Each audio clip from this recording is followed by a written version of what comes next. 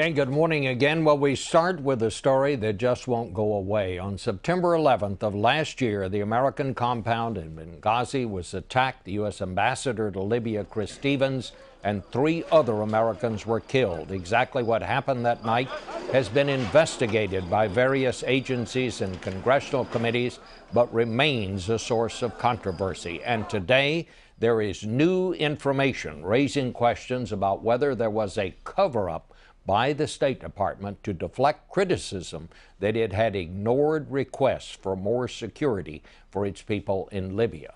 Republican Congressman Darrell Issa heads the House Oversight and Government Reform Committee, one of the committees that's been investigating. This week, they will hear testimony from Greg Hicks, a 22-year Foreign Service diplomat who was the number 2 U.S. official in Libya who was talking to Washington during and after the attack. Chairman Issa is here today to reveal some of the startling excerpts from Greg Hicks's interview with his investigators. Surprisingly, this will be the first time anyone has heard publicly from Hicks. And as you will see, his story is totally at variance with what some American officials were saying in public on this broadcast 5 days after the attack. The administration claimed the attack grew out of a spontaneous demonstration provoked by protests in Egypt. Greg Hicks told investigators that was simply not true. Part of what he said, Hicks, I thought it was a terrorist attack from the get-go. I think everybody in the mission thought it was a terrorist attack from the beginning. Question, did you ever have any indication that there was a protest, a popular protest outside the mission in Benghazi? Greg Hicks, no question. And if there was such a protest, would that have been reported? Hicks, absolutely. For there to have been a demonstration on Chris Stevens' front door and him not to have reported it is unbelievable. So, Mr. Issa, why would the administration put out a storyline that was so different from what U.S. officials in Libya knew immediately? Bob, that's the great question. We can't find a classified reason for it. We can't find a diplomatic reason for it. Understand that Gregory Hicks, who became the chargé, became the acting ambassador, witnessed our relationship with Libya on this show go the wrong way. Because on this show, Susan Rice says it was a protest. Well, the president, the elected president, saying, no, it's a terrorist attack. You can't insult a foreign leader in a greater way than happened literally here just those few days later. But do you think they were trying to cover up the fact that the State Department had turned down requests for more security that had been coming in from the diplomats on the ground there? Is that what this is about? Well, perhaps in part, but it does seem like it's bigger than that. There was this normalization, sort of a mentality where you had to pretend like things were safe, the war on terror was over, and that may have gone in a great way to getting people to say, well, we can't call this a terrorist attack because then the war on terror is back alive. Well, Bob, the war on terror is very much alive, whether it's Chechen nationals that come here or it's what's going on in Syria. It's al-Qaeda around the world, and that's the reality that hopefully State Department people will feel at least they are being properly protected after this attack. The Weekly Standard reported that the first reports that went out from the CIA, including the assertion from the U.S. government that they knew there were Islamic extremists with ties to al-Qaeda participating in this attack. But after seeing the first version of the talking points, the Weekly Standard says a ranking official at the State Department, who they have identified as Victoria Nuland, who is the spokesman for the department, sent a message they were worried that members of Congress would use the talking points to criticize the State Department for not paying attention to agency warnings about needing more security. And it was after that that these different versions of the talking points came out. Can you confirm that? Well, I think your next witness can talk to many of the things that have been kept away from us, these talking points and how they changed. But we know one thing, the talking points were right, and then the talking points were wrong. The CIA knew it was a terrorist attack. The Deputy Chief of Mission, Gregory Hicks, knew it was a terrorist attack. The ambassador, before he died, one of the last words he ever said is, "We're under attack." Well, let me just go back to these questions that you asked of Greg Hicks. 5 days after the attack, the UN ambassador Susan Rice appeared on all 5 Sunday talk shows, including this one. But on this broadcast, her interview was preceded by our interview with the new president of Libya, Mohammed El Magharif. I'm going to run a clip now of what he told us and what she said in response, which totally contradicted him. Was this a long-planned attack, as far as you know, or what do you know about that? The way these perpetrators acted and moved, I think they're choosing the specific date for this so-called demonstration. I think this leaves us with no doubt that this is pre-planned, predetermined. What our assessment is as of the present is in fact what it began spontaneously in Benghazi as a reaction to what had transpired some hours earlier in Cairo. You do not agree with him that this was something that had been plotted out several months ago? We do not have information at present that leads us to conclude that this was premeditated or pre-planned. Now, here is what Mr. Hicks said about Secretary Rice's answer that morning. He said, the net impact of what has transpired is the spokesperson of the most powerful country in the world has basically said that the president of Libya is either a liar or doesn't know what he's talking about. The impact of that is immeasurable. Magharif has just lost face in front of not only his own people, but the world. My jaw hit the floor as I watched this. I've never been as embarrassed in my life, in my career, as on that day. I never reported a demonstration. I reported an attack on the consulate.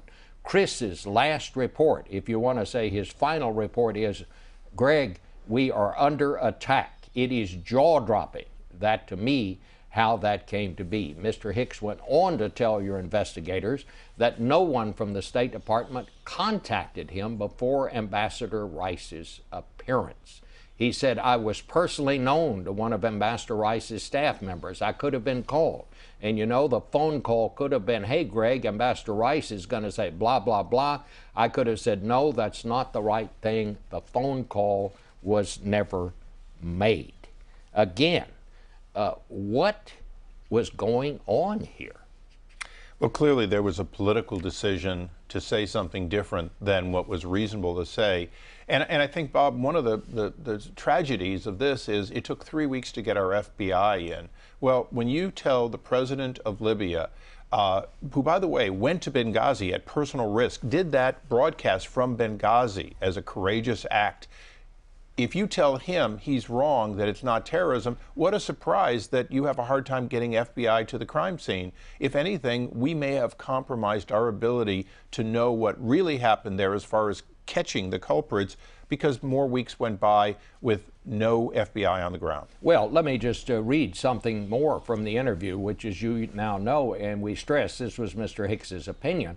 In response to questions from investigators about the impact of Secretary Rice's statements, he said, I firmly believe the reason it took so long to get the FBI to Benghazi is because of those Sunday talk shows, which is basically what you're saying. Well, and ambassadors know that the one thing you don't do is contradict your host, especially at a time when you need their cooperation.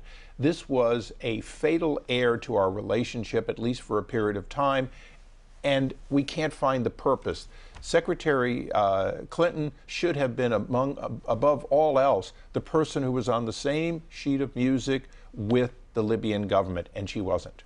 Well, Mr. Hicks also testified that he had called Beth Jones, the acting Assistant Secretary for Near Eastern Affairs at the State Department, the morning after these Sunday shows, and he asked her, why did Ambassador Rice say that? And Beth Jones told him, I just don't know. So Mr. Hicks is saying that a key State Department official said she didn't know why the ambassador had indicated the attacks were spontaneous. Not only that, he indicated in his testimony that these were unwelcome, that he felt very much like Beth Jones didn't want to hear from him. And in the days and weeks to come, that continued. One of the amazing things is here you have the person on the ground who probably, of anyone in Tripoli, knows more about what was going on. He's never seen the classified ARB report. They have not let him see it. So when he says that that is a flawed report, he says so with the same information we have publicly. This is the State Department's investigation. The State Department's questionable investigation, because it clearly meets a statutory requirement to do an investigation, but it doesn't answer any real questions or place blame on people who were involved in this failure. It does seem to call attention to the actions of some very low-level people in the administration, but as the Weekly Standard was reporting, apparently the State Department spokesman, if their version of this is correct, she was worried that this was going to reflect badly on people above her. No question at all. And certainly Patrick Kennedy, a Senate-confirmed career professional, is at a minimum very much at the center of knowing everything, either speaking to or not speaking to Secretary Clinton. But in testimony on October 10th, he basically pushed back on everything and even implied that somehow it was a lack of funding or other issues, when in fact, clearly he was at the table during what we believe at this point is a misinformation campaign at best and a cover-up at worst. So Mr. Hicks will be your probably main witness when you open these hearings on Wednesday. Who else will be there? Well, Mark Thompson is another career professional, former Marine, counterterrorism expert, who will testify more than anything else that shortly after this began, he got locked out of the room, even though he was the individual who was supposed to react to these kinds of things. Again, part of some process of denial that it could be terrorism.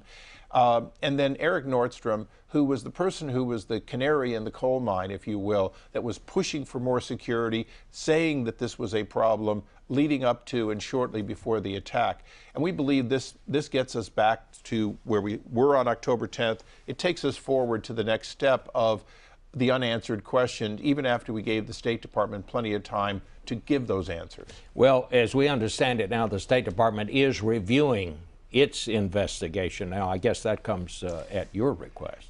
It does, but this is one of those things where we gave plenty of time. We stayed out of the politics of it. We let the process go through, and it left us with more questions than answers. And certainly, it doesn't give the most key answer that I think we all want, is if we knew it was terrorism, if the president said, at least in his debates, that in the Rose Garden he called it an act of terrorism, then why is it they denied terrorism, essentially rebuking the president of Libya on your show a few days later? The story still remains, why were the talking points changed? Mr. Chairman, thank you so much for being with us this morning. We'll look forward to those hearings, and we'll be back in just a minute.